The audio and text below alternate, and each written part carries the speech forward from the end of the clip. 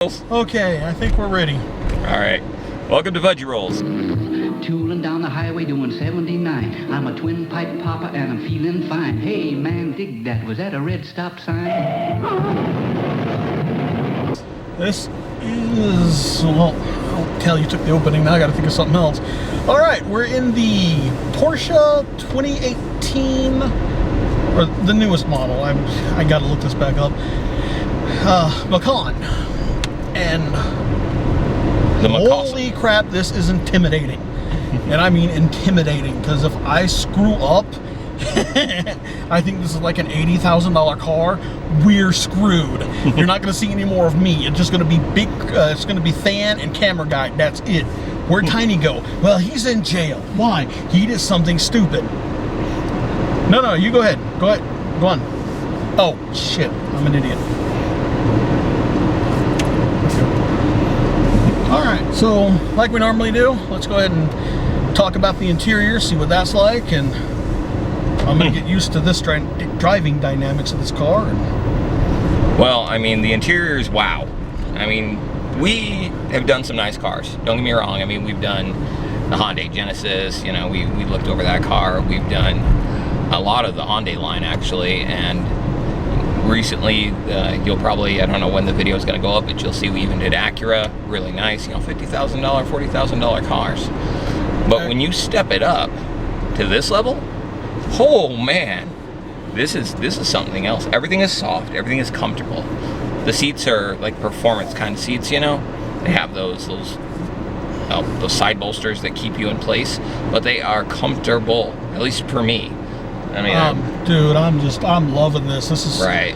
Again, I overused the word, but for lack of anything else, phenomenal. It is. I mean, this is probably one of the most amazing vehicles that we'll ever see. You know, we're obviously hoping our YouTube channel takes off, and that would be nice. But you know, in the day-to-day life for a normal person, you're never going to drive something like this. You're never going to sit in something like this unless you have, you know, that well-to-do friend who just likes to show off every now and then. This is amazing. Yeah, and one thing about the Porsche here in Albuquerque, honestly, don't be afraid to go down and just talk to them, poke around the cars, because the guys are really nice and really awesome. Right. And they've been utmost kind and everything. They've been polite. I mean, it's everything you think a Porsche place should be. Just fantastic. Because you see some of these car reviewers, you know, they're established. You know what I mean? They have videos of them driving, you know, very expensive vehicles and stuff like that. So it's not a big deal for a dealership to go, oh yeah, we can trust these guys. For them to, you know, trust us to, you know, drive their vehicles is a huge thank you to them, I mean, to be honest. And this one, I mean, like I was saying, everything is soft. Everything you touch is soft.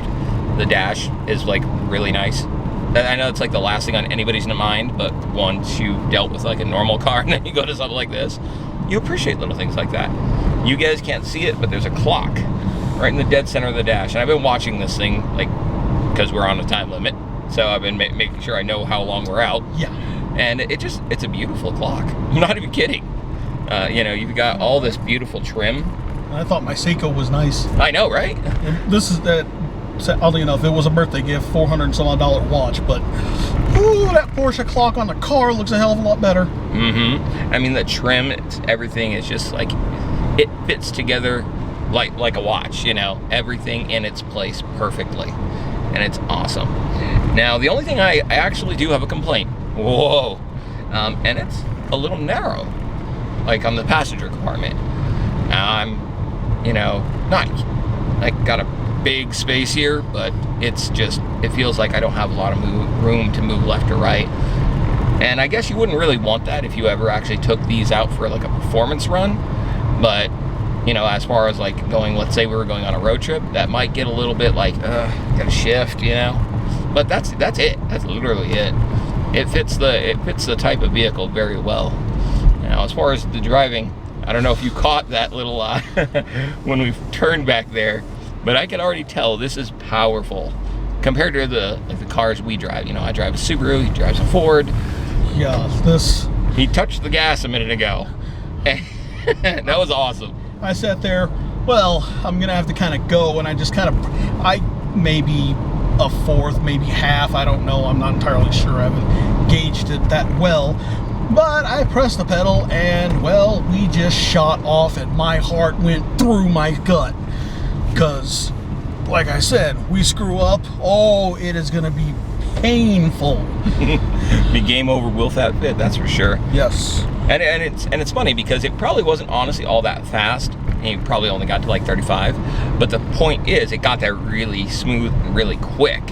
Like the power delivery in this thing it's smooth. 740. Okay, you know what? No. See, like we just got to 40 there, and it was so smooth you would not have known we were doing 40. You wouldn't have. So, like you said, there's soft touch everywhere, and it's Speed bump. Hey, the suspension is awesome. Huh, that wasn't that bad. So, yeah, the steering column is just, oh my god. I want to touch this all day. I would spend hours into this. Now, we are going to show you an overview of the interior, and you're going to see a lot of buttons here in the center console, and I mean a lot. But it seems overwhelming, but it really isn't. Once you actually realize what they do, it's not that bad. It just 35 buttons. 35 buttons. So you got 35 there. It's just, and some of them have, close to half maybe are for the passenger themselves, so that way they can adjust all their climate control stuff, and the rest of them are for, some of them are for the rest of them for the driver, so that way he can control a lot of his temperature gauges and everything, with also the master temperature, and then also other stuff that is highly important. And it definitely has like a cockpit feel. Now, like if you're the driver, I can imagine how, like you feel in charge. Now, for driving it, you don't want to put a lead foot into this thing. No, you want to feather it, because putting a lead foot, you're going to shoot off like a damn rocket, just like I did a moment ago, which scared the crap out of me. You know, there's a button I see here I can't imagine anyone ever using. What? Off-road. I'm not even gonna lie, why would you ever take something this purpose-built off-road? I'd do it. We'd go off-road. We'd go hell off-road. So if you'd spent what, 60, 80,000, Yes. depending on the model and the options, you would take this, your new $60,000 to $80,000 Porsche off-road. Porsche. Porsche. Gotta say it right. I mean, come on, you gotta give props to these people. Yes, I get it. But seriously, you would take it off-road. I would go off-road, because this is an off-road vehicle. It's all-wheel. You got an all-wheel drive. Yeah, it's got decent ground clearance for what it is. I mean, yeah, it's still at the heart. It's still like a damn near 911 sports car.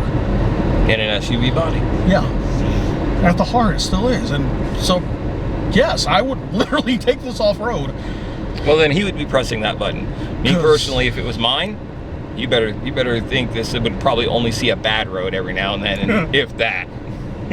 I would do the one thing probably nobody would ever do, and that's curb hop, just to see what it's like. And if anybody has looked up Porsche rims, oh, you curb hop, you feel the pain, and you're looking at the person who does it as they're stupid. As for me in this car, yeah, I'd do it just once. That's probably all it would take. Right? God, the AC in here is just so nice. I actually turned it down on my end. And he could tell you that's something I would never do.